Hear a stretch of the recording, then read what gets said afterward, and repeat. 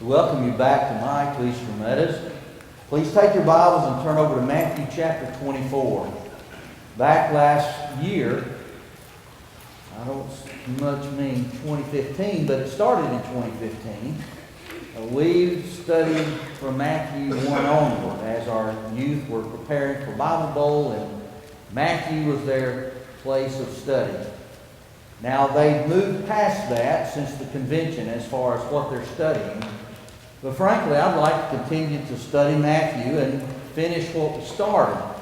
And we're at the point of Matthew 24. And of course, we had a hiatus in the sense that we had summer Sunday nights. And for that, we want to look at Matthew. We're doing other things. Matthew 24. A couple of good words. Learned that Dixie did go home today. And as well, Bert Turner went home today. And so, good news on both counts. Matthew 24 is an important chapter to study because, frankly, so much misunderstanding that takes place as people misapply some of the verses in Matthew 24. Most of the time, people will look at Matthew 24 and think basically of end of time, second coming, and applying that to the entirety of the chapter. I think, as we'll see in a moment, that while some of the book does speak of Jesus' return and the end, not the entirety of the chapter. In fact, some would have to do with the destruction of the temple, therefore the destruction of Jerusalem. Hope you have your Bibles. Beginning in verse 1. Jesus left the temple and was going away when his disciples came to point out to him the buildings of the temple. Now maybe this is on their mind because back in verse 38 he says, "See, your house is left you desolate." Maybe they're thinking house, temple. Maybe or maybe not, but they point out the temple. But he answered them, "You see all these things, do you not? Truly I say to you, there will not be left here one stone upon another that will not be thrown down." The temple has been pointed out. This is what's under consideration. And concerning this temple, not one stone will be left on another. This is the destruction of the temple, clearly, that Jesus is speaking of. But then they ask questions. Look at verse 3. "And as he sat on the Mount of Olives, the disciples came to him privately, saying, 'Tell us, when will these things be?'" I think clearly that these things be the destruction of the temple that Jesus had mentioned in verse 2. Why, that's a very devastating prediction on the part of Jesus for them to hear. When, Jesus? When? But then they continue asking, "And what will be the sign of your coming and of the end of the age?" I think that he has been asked really two questions. One having to do with the destruction of the temple in Jerusalem. And then a second question that has to do with Jesus' second coming and the end of all things. And then, as Jesus begins to give answers to these questions, he is answering both questions. First, he's answering the question concerning the destruction of the temple and therefore Jerusalem. And then later he's answering the question concerning his return and the end. Now there's several reasons within the text that would indicate he's answering one, the destruction of the temple, and then later answering number two, the time of his return. Now there is a key verse in this chapter. I do think it is verse 34. Look over verse 34. It says, "Truly I say to you, this generation will not pass away till all these things take place." Now from about verse 4 onward, he gives various, in some ways general signs, and on 2 or 3 cases, explicit signs as to when will this temple be destroyed. But then coming down to verse 34, this generation will not pass till all these things take place. So in other words, up to verse 34, to me it seems very clear that all of these things will take place during the lifetime of those living. A generation, about 40 years. So within somewhere in those 40 years, I'd expect all these things to take place, and then finally destruction of the temple in Jerusalem. And the reality is that is what happened. Yes, within about 40 years, 80, 70, the temple was destroyed along with Jerusalem. But then there seems to be a transition in verse 36. "But concerning that day and hour, no one knows, not even the angels of heaven, nor the Son, but the Father only." Now he's telling some things about the first question, the destruction of the temple. But we're going to see that he becomes much more vague when he speaks of his second coming. In fact, saying no one knows. So let's go back and look at some of these general signs and then some explicit signs that he gives concerning the destruction of the temple in Jerusalem. Back to verse 4, Jesus answered them, "See that no one leads you astray. For many will come in my name saying, I am the Christ, and they will lead many astray." I wrote in my margin here, false Christ. That would be one sign.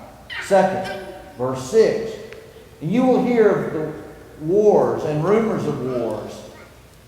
See that you are not alarmed, for this must take place, but the end is not yet." I wrote down beside that, wars. And by the way, there's hardly ever been a generation but what this has not taken place in all various countries and cultures since that time.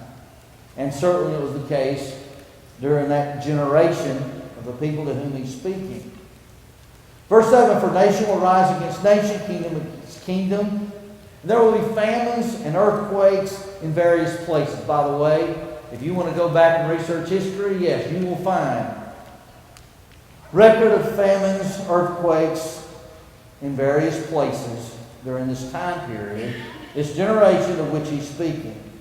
But verse 8, "All these are but the beginning of the birth pains." Verse 9, "Then they will deliver you up to tribulation and put you to death. And you will be hated by all nations for my name's sake." And here I wrote persecution. Verse 10, "And then many will fall away and betray one another and hate one another." Here I wrote apostasy.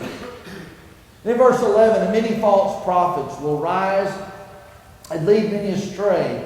And because lawlessness will be increased, the love of many will grow cold. But the one who endures to the end will be saved." All of these have been general signs pointing to the destruction of the temple in Jerusalem. But then in verse 14, I suggest that he's given us something that's a more explicit sign. Verse 14 says, "And this is the gospel of the kingdom, and this gospel of the kingdom will be proclaimed throughout the whole world as a testimony to all nations, and then the end will come. Well, as you go to Colossians 1, verse 6, and Colossians 1:23, you'll find there in the 60s this had already happened. So it's as if to say, when this happens, yes, the end is coming. Verse 14 is another, what I would call explicit signs. He says, so when you see the abomination of desolation, spoken of the prophet Daniel, standing in the holy place, let the reader understand. Now we might scratch our heads and say, what does he mean here? Abomination of desolation. I think it's good to see in Mark's account that as we see the words that Mark writes of this occasion, it helps to kind of give an explanation. And in Mark 13, verse 14, it says, but when you see the abomination of desolation standing where he ought not to be. And then also, looking at Luke 21, verse 20, again, Luke's account of this.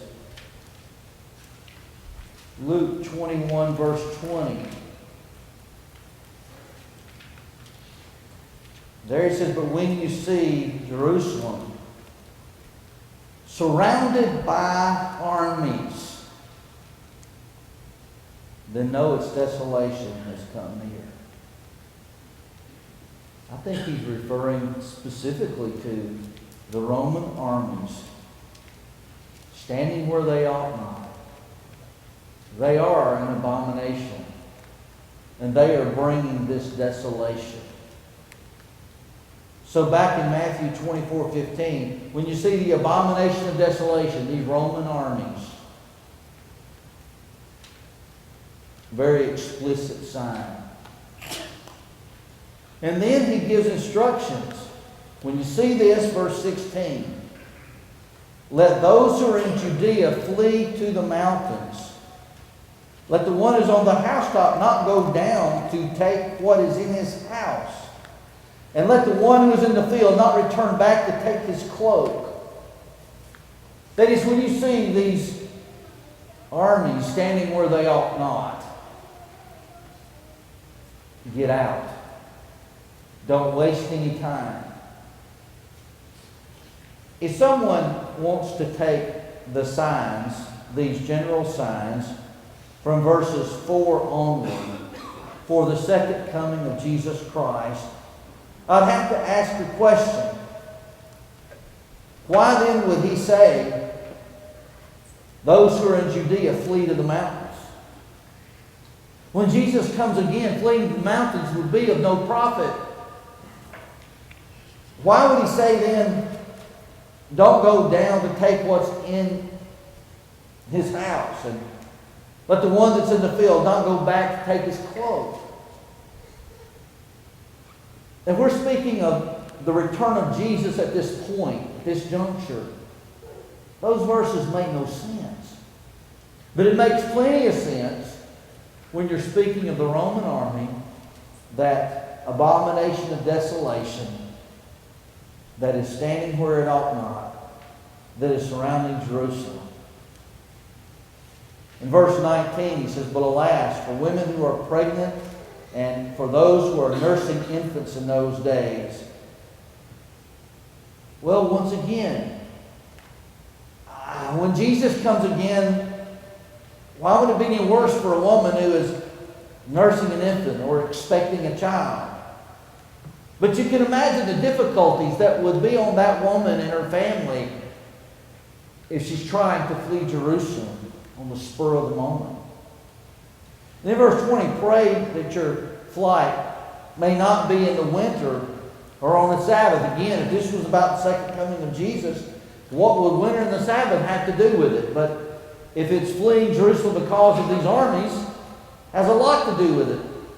The difficulty of traveling in the winter and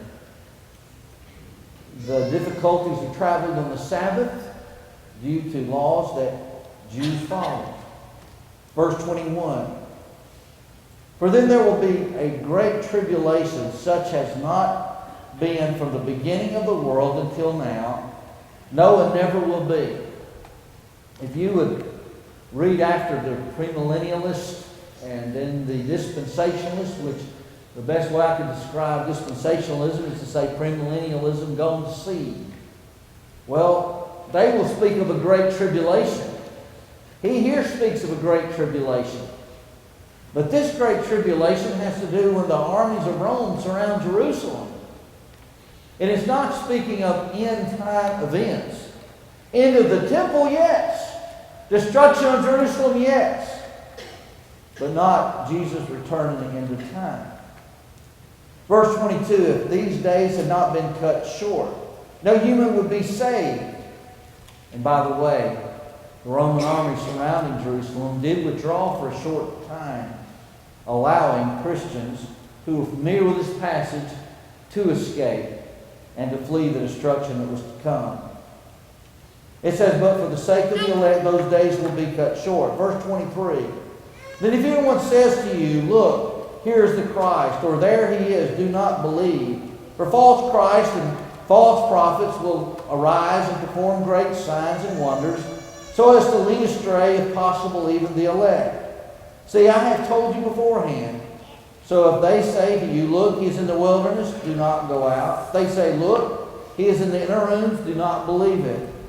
For as the lightning comes from the east and shines as far as the west, so will the coming of the Son of Man. Wherever the corpse is, there the vultures will gather. So someone might say, hey, wait, preacher. You got to read in there, and I caught those words, coming of the Son of Man. Well, let's just read a little bit more even. Verse 29. Immediately after the tribulation of those days, the sun will be darkened, and the moon will not give its light, and the stars will fall from heaven, and the powers of heavens will be shaken. Then shall appear in heaven the sign of the Son of Man. Well, preacher, here again I'm seeing there shall appear in heaven the sign of the Son of Man. And you keep reading, and then all the tribes of the earth will mourn, and they will, here it is again, preacher, see the Son of Man coming on the clouds of heaven with power and great glory. Yes, here 3 times he speaks of coming of the Son of Man, or appearing of the sign of the Son of Man. And yet I would suggest to you, this is not speaking of the second coming of Jesus Christ. Not that literal appearing that will take place at the end of time. That is still yet to happen. That will still be one day. Rather, this is speaking of Jesus coming in judgment upon Jerusalem and upon the Jews. There is this phrase in the Old Testament, Day of the Lord. Now you can go in the New Testament and read of Day of the Lord, and there's many times that this phrase, Day of the Lord, would refer to Jesus' second coming. But of these nearly 20 times in the Old Testament, you just go through and read, and you'll see it's connected with a punishment that is coming by God upon a people. For instance, kind of keep your place there, and you turn back to Isaiah 19:1. Isaiah 19:1. Here he says, an oracle concerning Egypt. So what we have here is about Egypt. He says, behold, the Lord is riding on a swift cloud and comes to Egypt. And the idols of Egypt will tremble at his presence, and the heart of the Egyptians will melt within them. No, this is not a literal coming of the Lord, but a coming of the Lord in judgment on Egypt. And that's what we have here with regards to this coming of the Son of Man in this little section. Jesus coming in judgment. Not his final, not his second coming. Not that coming that ushers in that final end of time. Well, somebody else says, wait a second, I'm still confused. Back in verse 29 it says, the sun will be darkened and the moon will not give its light and the stars will fall from heaven and the powers of the heavens will be shaken. You know, that's kind of some strange language. In fact, it's pretty scary language. But it's not you language. Once again, asking you to go back. In Isaiah 34, we're going to see this language. In fact, I've just kind of coined the term heavenly bodies disturbed because he's speaking of the moon, the stars, etc. In Exodus 34, verse 4. And by the way, if you were to say, where's the context? What's he speaking of?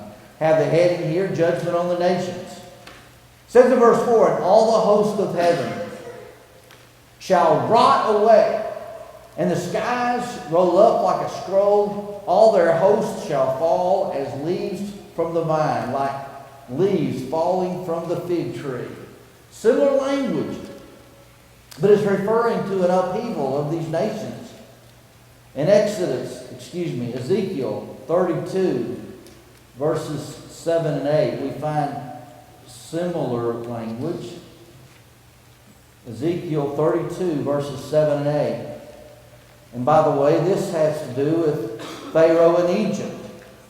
But he says in verse 7, I will blot you out, I will cover the heavens, make their stars dark, I will cover the sun with a cloud, and the moon will not give its light. And the bright lights of heaven will I make dark over you and put darkness on your land, declares the Lord God. And so there's similar language. Now I'm not going to ask you to turn. But if you were to go to Amos chapter 8, verse 9, similar language. You also find it with regards to Acts chapter 2, verse 20. What this is having to do is there's an upheaval of nations, change of government. And that's what's happening here with Jerusalem.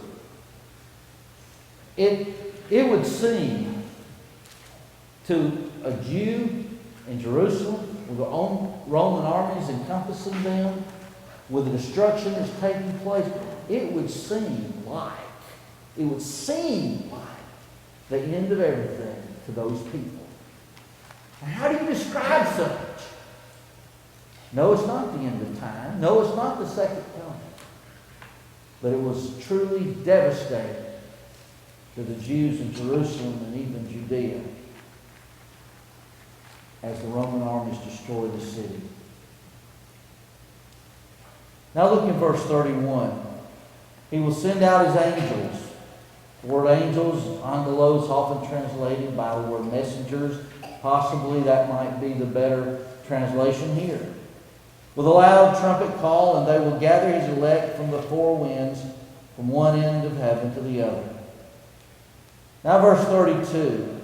From the fig tree learn its lesson. As soon as its branch becomes tender and puts out its leaves, you know that the summer is near.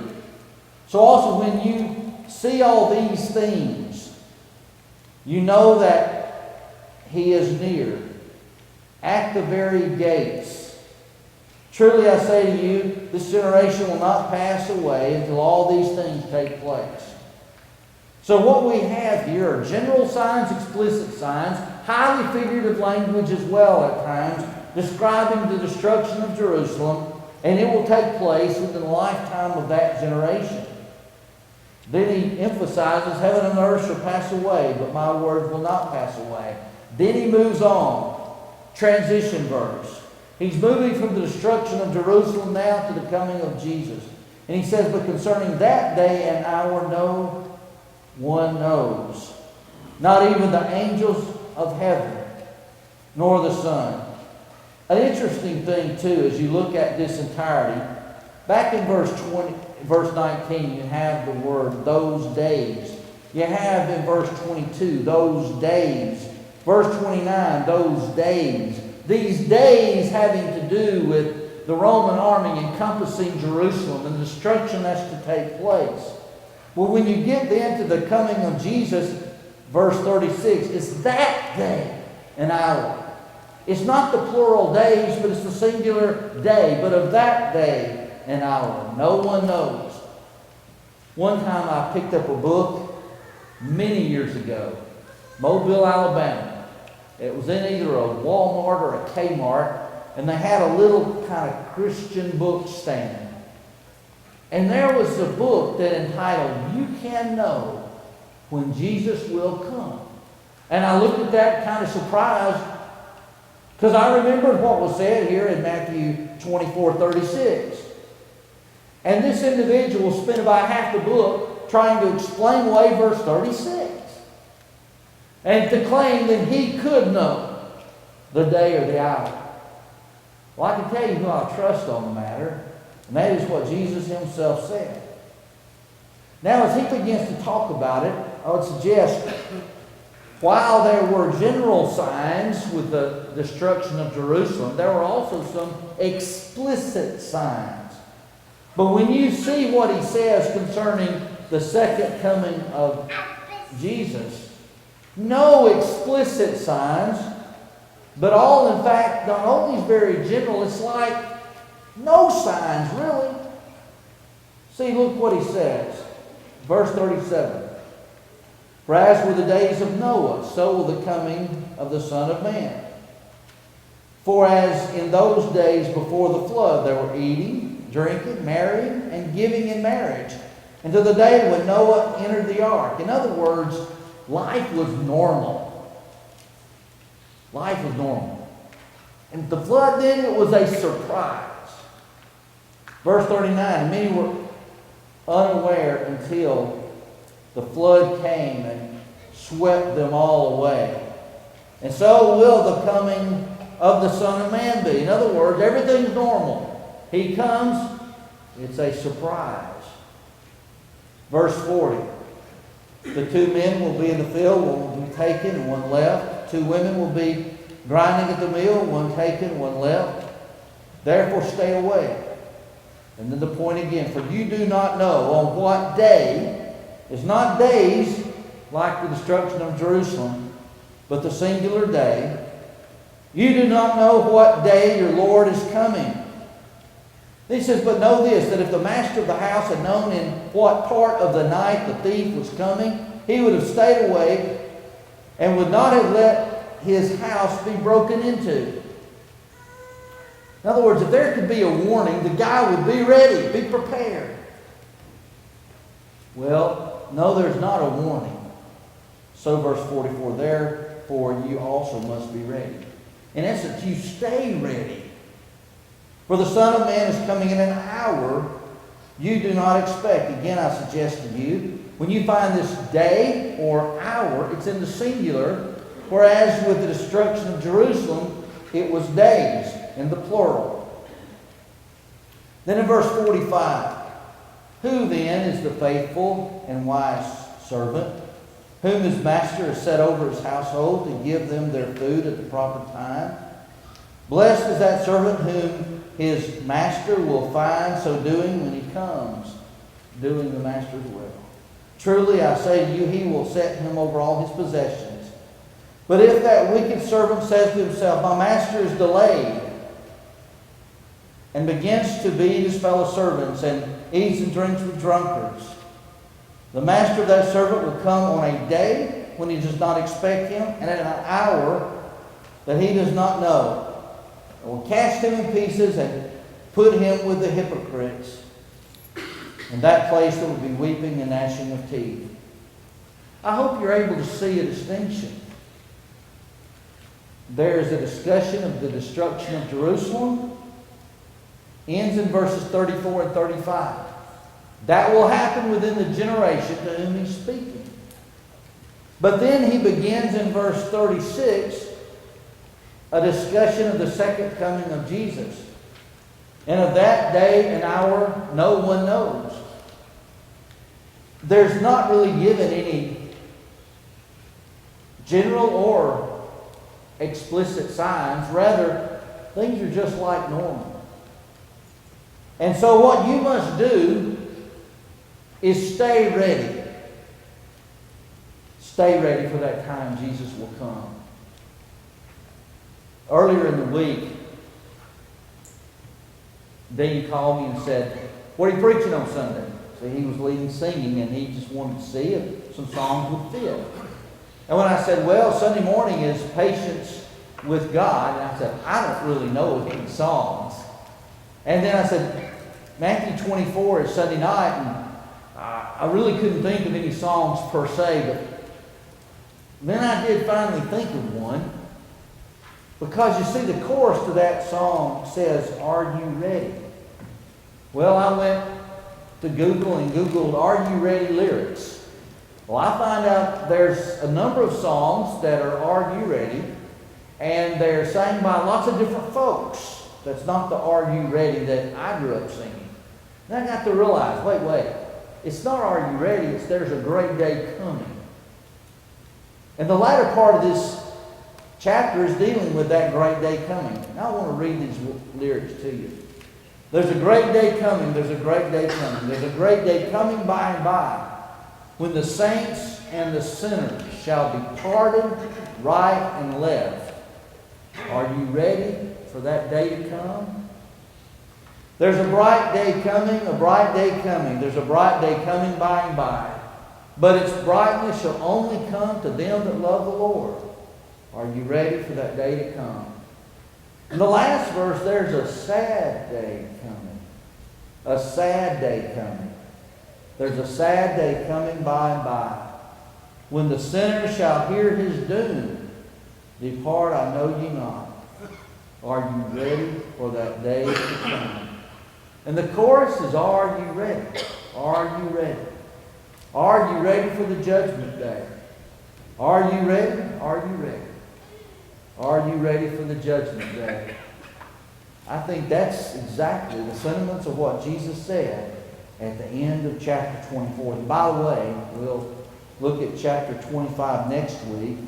We have the parable of the 10 virgins, the parable of the talents, then the final judgment. And each of these, on the heels of "Are you ready?" is, you better stay ready. 5 or 10 virgins were. That 5-talent man and 2-talent man, they were. And then in the final judgment, those who were on the right hand, they were ready. We will close by asking the question, are you ready? The destruction of Jerusalem, it took place AD 70. It took place like Jesus said it would there in Matthew 24. But part of this chapter is yet to be fulfilled. Part of this chapter is the second coming of Jesus.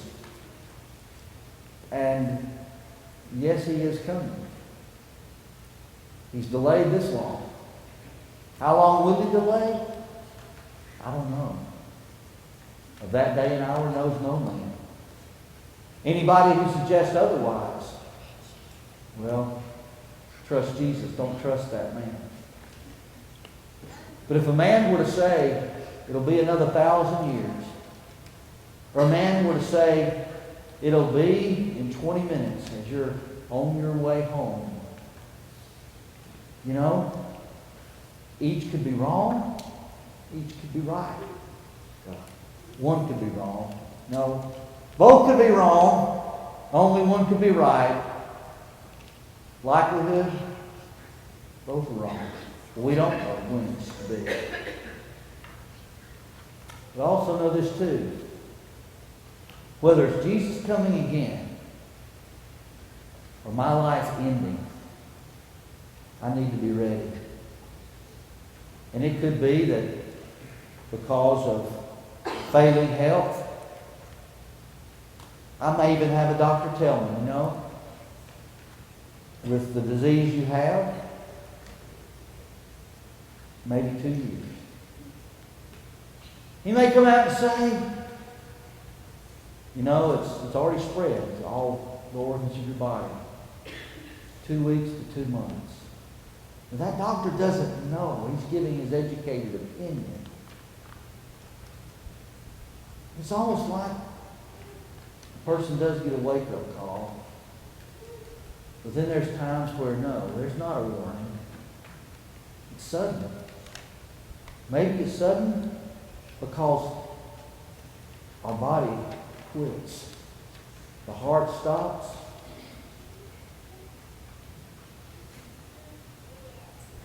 Maybe there's a stroke. There's sudden death. Maybe it's an accident. Accidents, young and old. I have heard of some accidents. I thought, my, they lived this long because the people were elderly. Elderly. They've lived this long, died of an accident. I have to be ready because appointed to man once to die, and after this the judgment. So whether my Lord comes back while I'm living, or whether my life is taken first, I need to be ready. Are you ready? If you need to come, either we could assist you in baptism, there's need for prayer. We ask you to come.